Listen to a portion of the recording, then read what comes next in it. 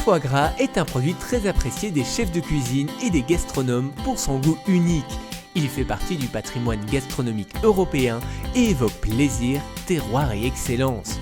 Le foie gras est produit en utilisant les méthodes traditionnelles d'élevage des canards et des oies découvertes par les Égyptiens. Ils ont observé et reproduit l'alimentation de ces animaux qui mangent de grandes quantités d'aliments avant leur migration. La production de foie gras en Europe est légale et strictement réglementée, mais reste très méconnue et souvent caricaturée. Malgré cela, saviez-vous que la Belgique est le deuxième plus grand pays consommateur de foie gras au monde ? Comme dans toute profession agricole, les éleveurs connaissent mieux que personne leurs animaux et nous avons la chance d'avoir plusieurs producteurs de foie gras installés en Belgique. Nous sommes partis à la rencontre de Valérie de la ferme de la Sauvenière.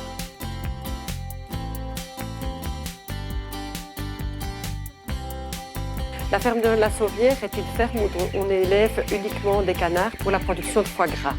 Les canards que l'on élève sont des canards mulards. C'est un croisement entre un mâle de Barbarie et une canne de Pékin. C'est vraiment le canard à foie gras.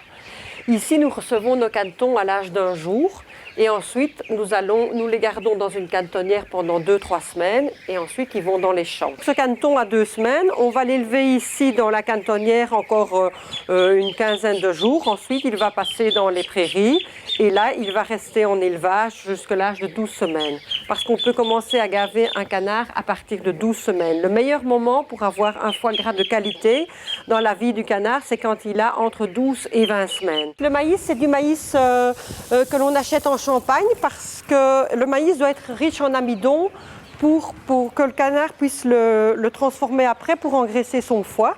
Donc celui que l'on trouve en Champagne convient très bien. Ici, c'est du maïs cru, entier. Et alors, donc, on va le cuire pour qu'il prenne 30% d'humidité.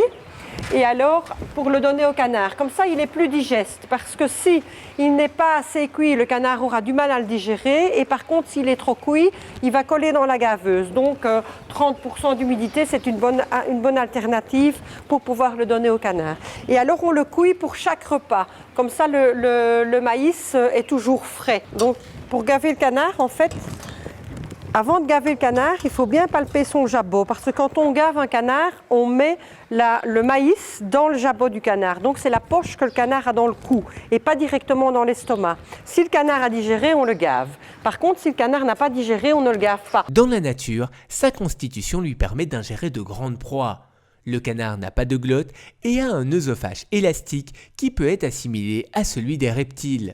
C'est pourquoi, lorsque le gaveur passe l'embuc dans le cou du canard, en ayant préalablement vérifié que son repas antérieur a été digéré, cela ne fait pas mal à l'animal. Voilà, je ressors et mon canard est gavé. Voilà, après la période de gavage, les canards sont mis dans des paniers comme ceci par 3 et sont transportés à l'abattoir. En Belgique, le gavage est légiféré, donc on peut gaver maximum 14 jours. Nous, on leur donne 25 repas, donc ça veut dire qu'ils sont gavés 12 jours et demi. Mais ça, c'est chacun un peu à sa convenance pour avoir le foie, avoir différentes qualités de foie, je vais dire. Mais nous, c'est 12 jours et demi, 2 repas par jour, avec chaque fois 12 heures entre chaque repas.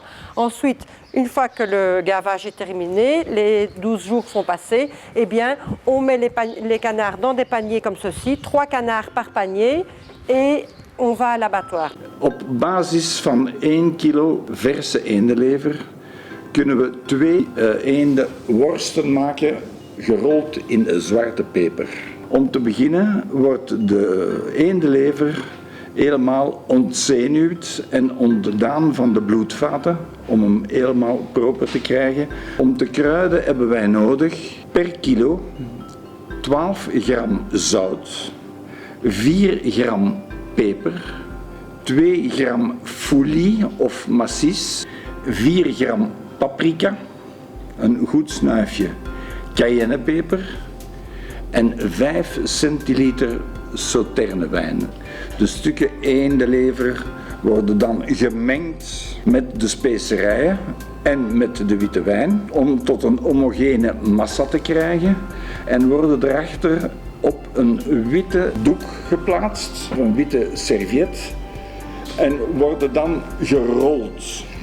Dichtgebonden langs beide kanten, zodanig dat men 2 rollen krijgt met de eendenlever binnenin.